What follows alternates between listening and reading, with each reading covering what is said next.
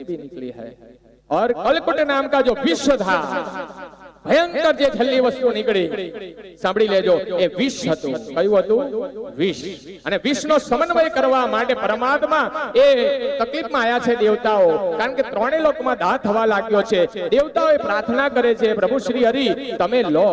આનો કઈક ઉપાય કરો ભગવાન કે 56 ભોગ હોય ને તો જ આવવાનું આ બધા વિષના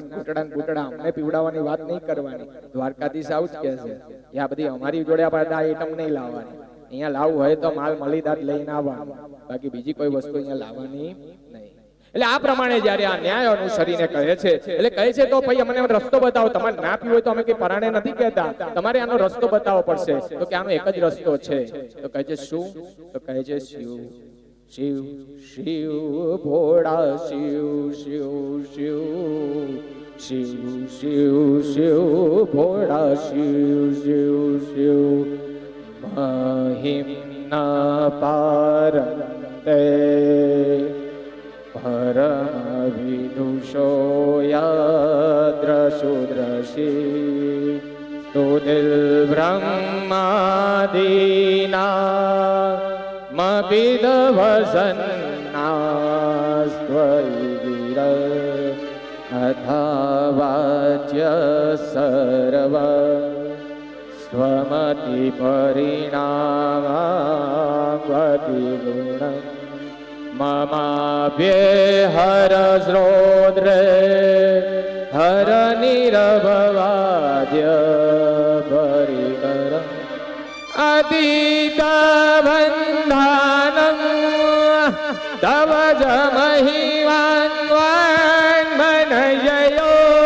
रुद्ध्याय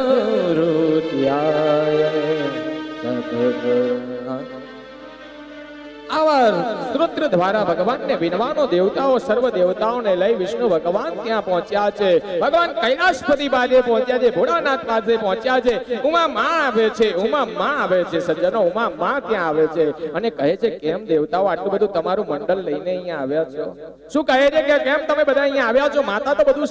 જાણતી જ હોય છે માતા તો સબ જાણતી હૈ તો કહે છે કે માં તકલીફમાં આવ્યા છે એટલે તારા દ્વારે આવ્યા છે ને છેલ્લે સજ્જનો માની જોડે જવાય ને બીજા કોઈની જોડે થોડી જવાય માની જોડે જવું પડે ને એટલે પહેલા ત્યાં વાતની રજૂઆત કરે છે શિવજી એટલામાં આવી જાય છે માતાને કહે છે ત્યાં કહે છે પાર્વતીને કહે છે કે આ બધા દેવતાઓ વિષ લઈને આવ્યા છે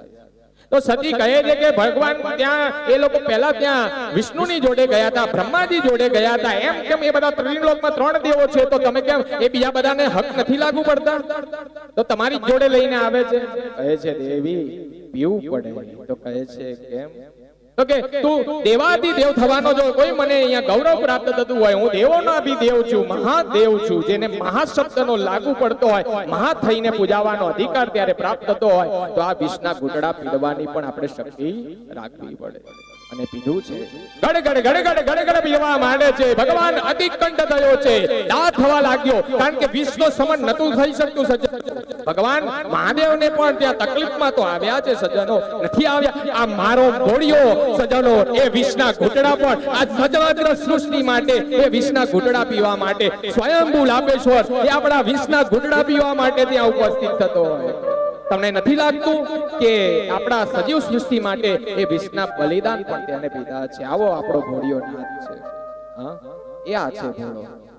તો સતીને કહે છે એવી પીવું પડે પૂજાવાનો અધિકાર તેને જ છે જે વિષના ઘૂંટડા પી શકે તો ત્યાં વિષપાન કર્યું છે એ વિષને સમન કરવા માટે અહીંયા આપણે હરિક્ષેત્રની અંદર બેઠા છીએ અહીંયાથી આપણે 17 થી 18 કિલોમીટર દૂર જઈએ એટલે ત્યાં એક તીર્થ આવે છે જે નીલકંઠ મહાદેવનું ત્યાં નામ છે એ વહાં પે વો નીલકંઠ બાબા હમારા બિરાજમાન હૈ એમને વિષ્ણુ સમન કરવા માટે એમને ત્યાં તપ કરવા માટે ત્યાં બેઠા છે આ અદ્ભુત કથા તો આ કાર્ય બલિરાજાનો ત્યાં કઈ ભાગ મળતો નથી